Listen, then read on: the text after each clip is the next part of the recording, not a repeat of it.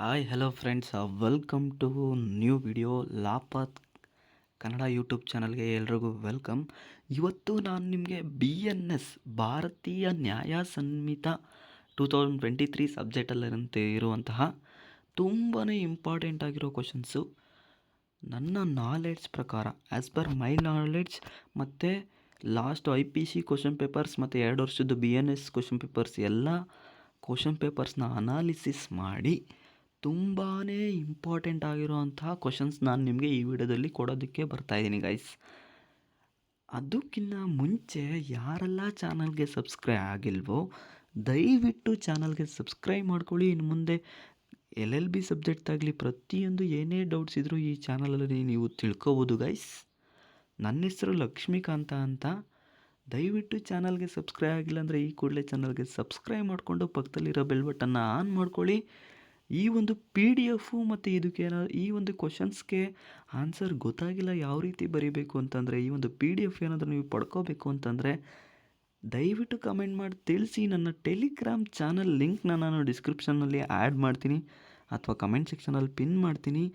ದಯವಿಟ್ಟು ನೀವು at least 100 views ಆದರೂ ಇದಕ್ಕೆ ಕೊಡಿಸಿದ್ರೆ ಮಾತ್ರ ನಾನು ಇದಕ್ಕೆ ಪ್ರತಿಯೊಂದು ಆನ್ಸರ್ ಮಾಡ್ತೀನಿ ಗೈಸ್. ನೀವು 100 ವ್ಯೂಸ್ ಬರೆಸ್ಬೇಕು ಅಂದರೆ ನೀವು ಏನು ಮಾಡಬೇಕಂತಂದ್ರಪ್ಪ, ಜಸ್ಟ್ ನಿಮ್ಮ ಫ್ರೆಂಡ್ಸ್ ಆ್ಯಂಡ್ ಫ್ಯಾಮಿಲಿಗೆ ಅಥವಾ ನಿಮ್ಮ ಕಾಲೇಜ್ ಗ್ರೂಪ್ಗೆ ಈ ಒಂದು ವೀಡಿಯೋನ ದಯವಿಟ್ಟು ಶೇರ್ ಮಾಡಿ ಗೈಸ್.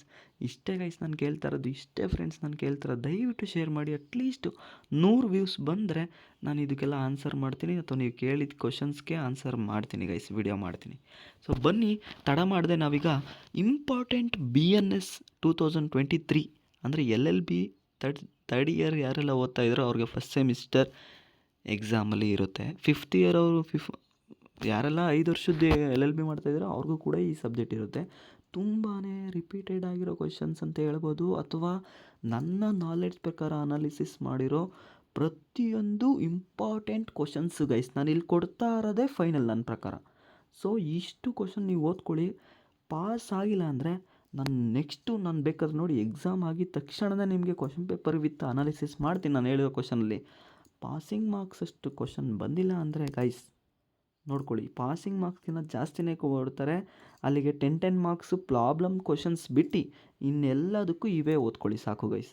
ಸೊ ಬನ್ನಿ, ತಡ ಮಾಡದೆ ವಿಡಿಯೋ ಕಂಟಿನ್ಯೂ ಮಾಡ್ತೀನಿ. ಸೊ ಇಷ್ಟೊತ್ತು ಹೇಳಿದ್ದು ನಿಮ್ಗೇನಾದರೂ ತಡ ಆಗಿದೆ ದಯವಿಟ್ಟು ವಿಡಿಯೋ ಕಂಟಿನ್ಯೂ ಮಾಡ್ತೀನಿ. ಪಾಸ್ ಮಾಡೋ ಮುಖಾಂತರ ನೀವು ಕ್ವಶನ್ಸ್ನಾದರೂ ಓದ್ಕೊಳ್ಳಿ, ಬರ್ಕೊಳ್ಳಿ. ನಾನು ಕನ್ನಡ ಇಂಗ್ಲೀಷ್ ಎರಡರಲ್ಲೂ ಕೂಡ ಕ್ವಶನ್ಸ್ ನಿಮಗೆ ಕೊಟ್ಟಿದ್ದೀನಿ. ಸೊ ನಿಮ್ಗೆ ಈ ಒಂದು PDF ಬೇಕು ಅಂದರೆ ಗೊತ್ತಲ್ಲ ಫ್ರೆಂಡ್ಸ್ ಏನು ಮಾಡಬೇಕು ಅಂತ, ದಯವಿಟ್ಟು ಶೇರ್ ಮಾಡಿ.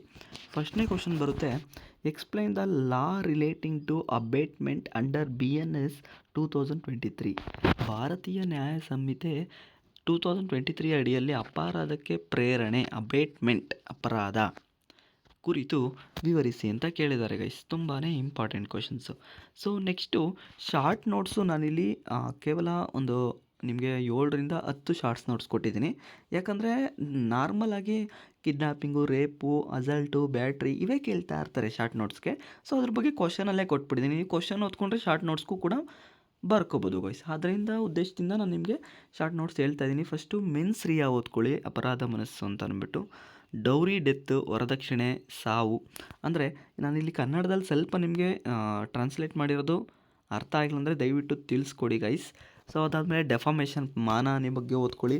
ಮತ್ತು ನಾನಿಲ್ಲಿ 3 ಶಾರ್ಟ್ ನೋಟ್ಸ್ ಮತ್ತೆ ನಾನು ನಿಮಗೆ ಹೇಳ್ತೀನಿ, ಅದನ್ನು ನಾನಿಲ್ಲಿ ಟೈಪ್ ಮಾಡಿಲ್ಲ, ದಯವಿಟ್ಟು ನೀವು ನೋಟ್ ಮಾಡ್ಕೊಳ್ಳಿ ಗೈಸ್, ದಯವಿಟ್ಟು ನೋಟ್ ಮಾಡ್ಕೊಳ್ಳಿ. ಇನ್ನು 3 ಯಾವುದಪ್ಪ ಅಂತಂದರೆ ಪಬ್ಲಿಕ್ ಸರ್ವೆಂಟ್, ಸಾರ್ವಜನಿಕ ಸೇವಕ ಅಂತ ಬರ್ತದೆ, ಅದ್ರ ಮೇಲೂ ಶಾರ್ಟ್ ನೋಟ್ಸ್ ಕೇಳ್ತಾರೆ. ಅದಾದಮೇಲೆ ನೆಕ್ಸ್ಟ್ ಬಂದು ಅನ್ಲಾಫುಲ್ ಅಸೆಂಬ್ಲಿ ಅಂತ ಕೇಳ್ತಾರೆ guys. Unlawful assembly, right A short notes on unlawful assembly ಅಂತ ಕೇಳ್ತಾರೆ.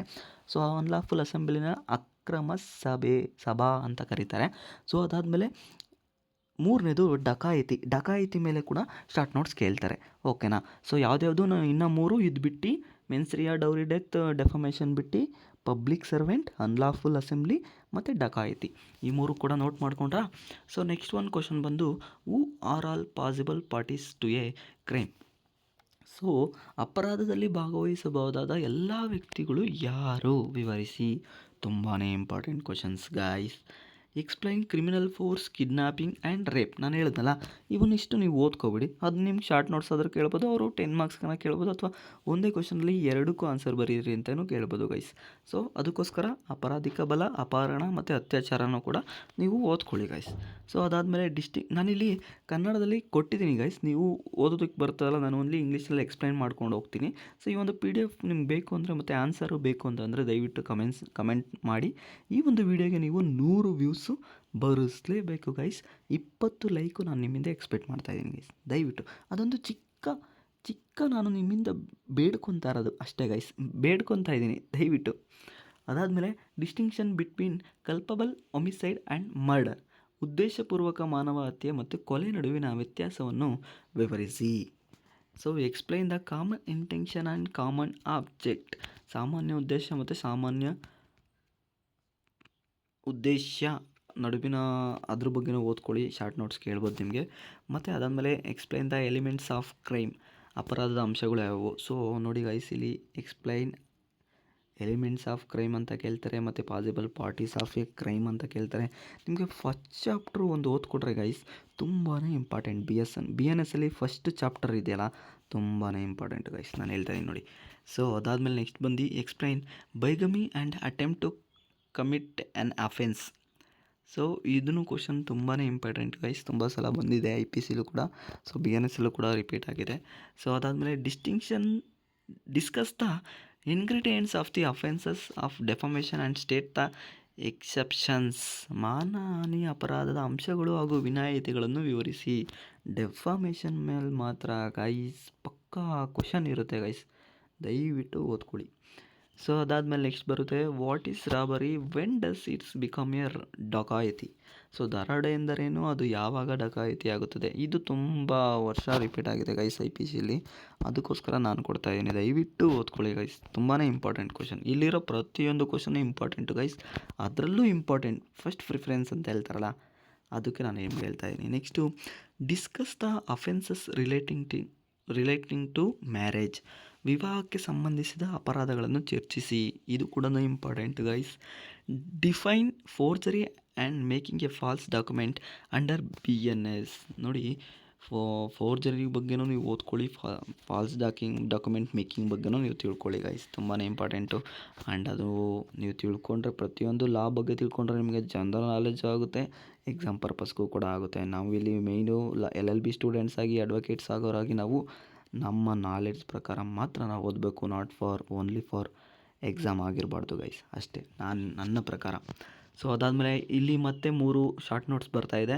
ಕಾಸಿಂಗ್ ಮಿಸ್ಗ್ಯಾರೇಜ್, ಗರ್ಭಪಾತಕ್ಕೆ ಕಾರಣವಾಗುವುದು, ಮತ್ತು ಚೀಟಿಂಗ್, ಮತ್ತು ಅಸಾಲ್ಟ್. ಮತ್ತು ಅದಾದಮೇಲೆ ಬ್ಯಾಟರ್ನೂ ಕೂಡ ಇಲ್ಲಿ ಸೇರಿಸ್ಕೊಳ್ಳಿ, ನೀವು ಬ್ಯಾಟರ್ನೂ ಸೇರಿಸ್ಕೊಳ್ಳಿ, ಅಸಾಲ್ಟು, ಚೀಟಿಂಗು, ಕಾಸಿಂಗ್ ಮಿಸ್ಗ್ಯಾರೇಜ್. ಸೊ ಅದಾದಮೇಲೆ guys next question explain the ingredients of offences of mischief. ದುರುಪಯೋಗ ಪಡಿಸ್ಕೊಂಡ್ರಿಂದ ಅದರ ಅಪರಾಧದ ಅಂಶಗಳು ಏನು ಅಂತ ಅಂದ್ಬಿಟ್ಟು ಕೇಳ್ತಾರೆ. ನೆಕ್ಸ್ಟ್ ಬಂದು wrongful restrain and wrongful confinement. ಇದು ತುಂಬಾ important guys, every time short notes ತುಂಬಾ ಕೇಳಿದ್ದಾರೆ. ರಾಂಗ್ಫುಲ್ ರಿಸ್ಟ್ರೈನ್ ಕೇಳಿದ್ದಾರೆ, ಇಲ್ಲ ರಾಂಗ್ಫುಲ್ ಕನ್ಫೈನ್ಮೆಂಟ್ ಕೇಳಿದ್ದಾರೆ, ಇಲ್ಲ ಅದ್ರ ಬಗ್ಗೆ ಡಿಫ್ರೆನ್ಸ್ ಕೇಳ್ತಾರೆ. ಸೊ ಓದ್ಕೊಳ್ಳಿ ಅದ್ರ ಬಗ್ಗೆ. ಸೊ ನೆಕ್ಸ್ಟ್ ಕ್ವಶನ್ ಬಂದು what is criminal breach of trust, distinguish its from criminal misappropriation. So ವಿಶ್ವಾಸಭಂಗ ಅಪರಾಧ ಎಂದರೇನು, ಮತ್ತು ಅದಕ್ಕೂ ಮತ್ತು ಮಿಸ್ಅಪ್ರೋಪ್ರಿಯೇಷನ್ ಇರುವ ನಡುವಿನ ವ್ಯತ್ಯಾಸ ತಿಳಿಸ್ರಿ ಅಂತ ಅಂದ್ಬಿಟ್ಟು ಕೇಳಿದ್ದಾರೆ ಗೈಸ್. ಮತ್ತು in all robbery there is either theft or extortion, explain. ಇದು ತುಂಬಾ ಇಂಪಾರ್ಟೆಂಟು ಗೈಸ್, ತುಂಬ ವರ್ಷ ಕ್ವಶನ್ ಪೇಪರಲ್ಲಿ ರಿಪೀಟ್ ಆಗಿದೆ, ದಯವಿಟ್ಟು ಓದ್ಕೊಳ್ಳಿ. ನೆಕ್ಸ್ಟು ಕ್ವಶನ್ ಬಂದು what is criminal force, distinguish between the criminal force and assault. Assault criminal force ಅಲ್ಲೇ ನಾನು ಶಾರ್ಟ್ ನೋಟಲ್ಲೇ ಹೇಳಿದ್ದೀನಿ, ಅಥವಾ ಈ ಥರ ಕ್ವಶನ್ನು ಕೊಡ್ಬೋದು ಅಂತಂದ್ಬಿಟ್ಟು ನಮಗೆ ಡೈರೆಕ್ಟ್ ಕ್ವಶನ್ನೇ ಕೊಟ್ಟಿದ್ದೀನಿ. ನೀವು ಜಸ್ಟ್ ಅಲ್ಲೊಂದು ಸತ ಓದ್ಕೊಂಡ್ರೆ ಅವೆರಡೂ ಬಗ್ಗೆನೂ ಇಲ್ಲಿ ಆರಾಮಾಗಿ ಡಿಸ್ಟಿಂಗ್ವಿಶ್ ಅಂದರೆ ಡಿಫ್ರೆನ್ಸ್ ಬಿಟ್ವೀನು ಕೂಡ ನೀವು ಬರ್ಕೋಬೋದು, ಓಕೆನಾ. ಅದಾದಮೇಲೆ discuss the provision relating to false evidence and fabrication of false evidence. So false evidence ಮತ್ತು ಫ್ಯಾಬ್ರಿಕೇಷನ್ ಫಾಲ್ಸ್ ಎವಿಡೆನ್ಸ್ ಬಗ್ಗೆನೂ ಕೂಡ ನೀವು ಓದ್ಕೊಳ್ಳಿ. ನೆಕ್ಸ್ಟ್ ಒಂದು ಕ್ವಶನ್ ಬಂದು explain the brief the offences relating to marriage. Explain the brief offences relating to the marriage. So ಇದು questions repeat ಆಗಿದೆ, so ನಾನು ಆಲ್ರೆಡಿ ಕೊಟ್ಟಿದ್ದೀನಿ ಅಲ್ಲೇ. ಮತ್ತು ಆ ಕ್ವಶನ್ ಬಂದಿದೆ, ನೋಡ್ಕೊಳ್ಳಿ ಇದನ್ನು. Explain the various types of punishment under BNS. So ಇದು ತುಂಬಾ important guys. Explain the circumstances under the hurt amounts to grievous hurt. 200% ಈ ಕ್ವಶನ್ಸ್ ಬಂದೇ ಬರುತ್ತೆ ಗೈಸ್, ಬಂದೇ ಬರುತ್ತೆ. ತುಂಬಾ ಇಂಪಾರ್ಟೆಂಟು ಗೈಸ್. ಹರ್ಟು ಮತ್ತು ಗ್ರೇವಿಯಸ್ ಹರ್ಟ್ ಯಾವ ರೀತಿ ಆಗುತ್ತೆ ಅಂತ ಅಂದ್ಬಿಟ್ಟು ನಿಮಗೆ ಬಂದೇ ಬರುತ್ತೆ ಗೈಸ್. ತುಂಬಾ ಇಂಪಾರ್ಟೆಂಟು, ಓದ್ಕೊಳ್ಳಿ. ನಿಮ್ಮ ಫ್ರೆಂಡ್ಸ್ಗೂ ಈ ವಿಡಿಯೋ ಶೇರ್ ಮಾಡಿ. What is public nuisance? Explain negligent act affecting public safety and health. So public nuisance ಬಗ್ಗೆನೂ ಕ್ವಶನ್ಸ್ ಬರುತ್ತೆ, ನೆಗ್ಲಿಜೆನ್ಸಿನ ಬಗ್ಗೆನೂ ಕ್ವಶನ್ಸ್ ಬರುತ್ತೆ. ಈ ಕ್ವಶನ್ಸ್ಗೂ ನೀವು ಬರ್ಕೊಳ್ಳಿ ಗಾಯ್ಸ್, ಓದ್ಕೊಳ್ಳಿ. Define murder and explain when culpable homicide does not amount to murder. Guys ತುಂಬಾ important questions guys. ಇವಿದಿಷ್ಟು ನಾನು ಕೊಡ್ತಾ ಇರೋ 30 ಕ್ವಶನ್ಸು ಸೀರಿಯಸ್ಲಿ ಹೇಳ್ತೀನಿ, 100% ಕಾನ್ಫಿಡೆಂಟ್ಲಿ ಹೇಳ್ತೀನಿ. ನನ್ನ ನಾಲೆಡ್ಜ್ ಪ್ರಕಾರ, ನಾನು ಅನಲೈಸ್ ಮಾಡಿರೋ ಪ್ರಕಾರ ಪಕ್ಕಾ ಬಂದೇ ಬರ್ತವೆ ಗೈಸ್. ಆ 20 ಮಾರ್ಕ್ಸ್ಗೆ ಏನು ಪ್ರಾಬ್ಲಮ್ ಕ್ವಶನ್ಸ್ ಇರುತ್ತೋ ಅದಷ್ಟು ಬಿಟ್ಟು ಇನ್ನು ಮಿಕ್ಕಿದ 80 ಮಾರ್ಕ್ಸಲ್ಲಿ ಇಲ್ಲಿರೋ ಕ್ವಶನ್ಸಲ್ಲೇ ಬಂದೇ ಬಂದಿರ್ತವೆ guys. Next, what is criminal conspiracy? How does its differ from abetment? So criminal conspiracy ಮತ್ತು ಅಬೇಟ್ಮೆಂಟ್ ಆಲ್ರೆಡಿ ನಾನು ನಿಮಗೆ ಮುಂಚೆನೇ ತೋರಿಸಿದ್ದೀನಿ, ಶಾರ್ಟ್ ನೋಟ್ಸ್ ಓದ್ಕೊಳ್ಳಿ ಅಂತ. ಈ ರೀತಿ ಕ್ವಶನ್ಸ್ ಕೊಡ್ತಾರೆ ಅಂತ ಅಂದ್ಬಿಟ್ಟು ನಾನು ಇಲ್ಲಿ ತೋರಿಸಿರೋದು. ಸೊ ನಿಮಗೆ ಅವಾಗ ಕನ್ಫ್ಯೂಸ್ ಆಗಿಬಿಡುತ್ತೆ, ಶಾರ್ಟ್ ನೋಟ್ಸ್ಗೆ ಓದಿರೋದೇ ಬರೆಯೋದೇ ಏನು ಮಾಡಬೇಕು ಅಂತ. ಶಾರ್ಟ್ ನೋಟ್ಸ್ಗೆ ಏನು ಓದಿರ್ತೀರೋ ಅದನ್ನೇ ಬರೀರಿ, ಬಟ್ ಇದ್ರ ರಿಲೇಟೆಡಾಗಿ ಬರೀರಿ. How does differ from abetment? ಅದು ಅಪರಾಧಕ್ಕೆ ಪ್ರೇರಣೆಯಿಂದ ಹೇಗೆ ಭಿನ್ನವಾಗಿದೆ ಅಂತ ಕೇಳ್ತಾರೆ, ಓಕೆನಾ. Next, briefly explain the provisions relating to abetment. ಅಪರಾಧಕ್ಕೆ ಪ್ರೇರಣೆಗೆ ಸಂಬಂಧಿಸಿದ ವಿಧಿಗಳನ್ನು ಸಂಕ್ಷಿಪ್ತವಾಗಿ ವಿವರಿಸಿ. ಸೊ ಅಬೇಟ್ಮೆಂಟು ಆಲ್ರೆಡಿ ನಾನು ಅಲ್ಲೇ ಕೊಟ್ಟಿದ್ದೆ, ಮತ್ತು ಇಲ್ಲಿ ಪ್ರಾವಿಷನ್ಸ್ ಕೂಡ ಕೇಳಿದ್ದಾರೆ. ಸೊ ಅಬೇಟ್ಮೆಂಟು ನಿಮಗಲ್ಲಿ ತುಂಬಾ ಇಂಪಾರ್ಟೆಂಟ್ ಆಗುತ್ತೆ. ಅಬೇಟ್ಮೆಂಟು, ಡಿಫಾಮೇಷನ್ನು, ಮರ್ಡರು, ಕಲ್ಪಬಲ್ ಹೊಮಿಸೈಡ್ ಮರ್ಡರು, ಕಿಡ್ನ್ಯಾಪಿಂಗು, ರೇಪು, ಇದೆಲ್ಲ ಇದೆಯಲ್ಲ. ಆಮೇಲೆ ಮ್ಯಾರೇಜ್ದು ಯಾವ್ಯಾವ ಅಪರಾಧಗಳಾಗ್ತವೆ, ಡೆಫಾಮೇಷನ್ನು, ತುಂಬಾ ಇಂಪಾರ್ಟೆಂಟ್ ಕ್ವಶನ್ಸು ಗೈಸ್ ಇದು. ನೋಡಿ ಇನ್ನೊಂದು, ಎಕ್ಸ್ಪ್ಲೈನ್ ಸೆಕ್ಷುವಲ್ ಹರಾಸ್ಮೆಂಟ್. ಇದು ಈ ಥರನೂ ಕೇಳ್ಬೋದು, ಅಥವಾ ನಿಮಗೆ ಶಾರ್ಟ್ ನೋಟ್ಸ್ ಆದರೂ ಕೇಳ್ಬೋದು. ಶಾರ್ಟ್ ನೋಟ್ಸ್ ಈಗಾಗಲೇ ಪಬ್ಲಿಕ್ ಸರ್ವೆಂಟು, ಅನ್ಲಾಫುಲ್ ಅಸೆಂಬ್ಲಿ, ಡಕಾಯಿತಿ ಇವೆಲ್ಲ ನೋಡ್ಕೊಬಂದ್ವಲ್ಲ, ಬ್ಯಾಟ್ರಿ, ಅಸಾಲ್ಟು ಇದೆಲ್ಲ. ಸೊ ಈ ಕ್ವಶನ್ಸು ಕೂಡ ಕೇಳ್ಬೋದು. ನೆಕ್ಸ್ಟ್ ಬಂದು, explain criminal trespass, house trespass and house breaking. So ಇದನ್ನು ಕೂಡ ಗೈಸ್ ನಾನು ಜಸ್ಟ್ ನಿಮಗೆ, ಯಾಕಂದರೆ BNS ಅಲ್ಲಿ ಇರೋದೇ ಈ ಥರ ಡೈರೆಕ್ಟ್ ಟಾಪಿಕ್ ವೈಸೇ ಇರೋದು ಗೈಸ್. ನೀವು ಎಕ್ಸಾಮಲ್ಲಿ ಸೆಕ್ಷನ್ ಬರೀಲಿಲ್ಲ ಅಂದರೂ ಪರವಾಗಿಲ್ಲ, ಟಾಪಿಕ್ನ ಅರ್ಥ ಮಾಡ್ಕೊಂಡು ಟಾಪಿಕ್ ಮಾತ್ರ ಬರೆದು ಬನ್ನಿ. ಆಮೇಲೆ ಸೆಕ್ಷನ್ ನೋಡಿ, ಈಗ ಕ್ರಿಮಿನಲ್ ಟ್ರೆಸ್ಪಾಸ್ಗೆ ಒಂದು ಆ್ಯಸ್ ಪರ್ BNS ಸೆಕ್ಷನ್ ಬೇರೆ ಇರುತ್ತೆ, ಸೆಕ್ಷುವಲ್ ಹರಾಸ್ಮೆಂಟ್ಗೆ ಬೇರೆ ಸೆಕ್ಷನ್ ಇರುತ್ತೆ, ರೇಪು, ಕಿಡ್ನಾಪು ಇದಕ್ಕೆಲ್ಲ ಬೇರೆ ಸೆಕ್ಷನ್ಸ್ ಇರುತ್ತೆ. ನಿಮಗೆ ಕನ್ಫ್ಯೂಸ್ ಆಗ್ತಾ ಇದೆ ಅಂತ ಅಂದರೆ ಸೆಕ್ಷನ್ ಮೆನ್ಷನ್ ಮಾಡೋ ಅವಶ್ಯಕತೆ ಇಲ್ಲ ಗೈಸ್. ಸೊ ಇದರಲ್ಲಿ ನಾನು ನಿಮಗೆ ಟ್ವಿಸ್ಟ್ ಮಾಡೋ ಕ್ವಶನ್ಸ್ ಕೇಳ್ತಾರೆ ಅನ್ನೋದಕ್ಕೂ ಹೇಳೋದಕ್ಕಾಗಲ್ಲ. ಟ್ವಿಸ್ಟ್ ಮಾಡೋ ಕ್ವಶನ್ ಯಾವ ರೀತಿ ಅಬೇಟ್ಮೆಂಟ್ಗೆ ಮೇಲೆ ಕೇಳ್ತಾರೆ, ಮತ್ತು ಈಗಾಗಲೇ ನಾನು ಡಿಫಾಮೇಷನ್ ಮೇಲೆ ಯಾವ ರೀತಿ ಕೇಳ್ತಾರೆ ಅಂತ ತೋರಿಸಿದ್ದೀನಿ. ಈಗಲೇ ನಾನು ರಿಪೀಟೆಡ್ ಆಗಿರೋ ಕ್ವಶನ್ಸ್ ಅಂತ ಹೇಳಿದ್ದೀನಲ್ಲ, ಆ ರೀತಿ ಕ್ವಶನ್ಸ್ ಕೇಳ್ಬೋದು. ಅದು ಬಿಟ್ಟರೆ ಡೈರೆಕ್ಟ್ ಇದೇ ಥರ ಕೇಳ್ಬೋದು ಗೈಸ್. ಟ್ರೆಸ್ಪಾಸ್ ಅಂದರೆ ಏನು, ಹೌಸ್ ಟ್ರೆಸ್ಪಾಸ್ ಅಂದರೆ ಏನು, ಹೌಸ್ ಬ್ರೇಕಿಂಗ್ ಅಂದರೆ ಏನು. ಸೊ ಇದಿಷ್ಟು ಥರ ಕ್ವಶನ್ಸ್ ಕೇಳ್ತಾರೆ. ಮತ್ತು ಪ್ರಾಬ್ಲಮ್ಸಲ್ಲಿ ನಾನು ನೋಡಿದ ಪ್ರಕಾರ ಇಷ್ಟು ವರ್ಷ ಜಾಸ್ತಿ ನ್ಯೂಸೆನ್ಸ್ ಮೇಲೆ ಪ್ರಾಬ್ಲಮ್ಸ್ ಕೇಳಿದ್ದಾರೆ, ನೆಸೆಸಿಟಿ ಮೇಲೆ ಪ್ರಾಬ್ಲಮ್ಸ್ ಕೇಳಿದ್ದಾರೆ, ಮತ್ತು ಬ್ಯಾಟರಿ, ಅಸಾಲ್ಟು ಇದ್ರ ಮೇಲೆ ಪ್ರಾಬ್ಲಮ್ಸ್ನ ಕೇಳ್ತಾರೆ ಗೈಸ್. ಸೊ ಕ್ವಶನ್ ಕೊಡ್ತಾರೆ, ಕ್ವಶನ್ಸ್ ಕೊಟ್ಬಿಟ್ಟು ನೀವು ಲಾಸ್ಟ್ ಇಯರ್ಸ್ ಕ್ವಶನ್ ಪೇಪರೆಲ್ಲ ತೆಗೆದು ನೋಡಿದ್ರೆ ಗೊತ್ತಾಗುತ್ತೆ.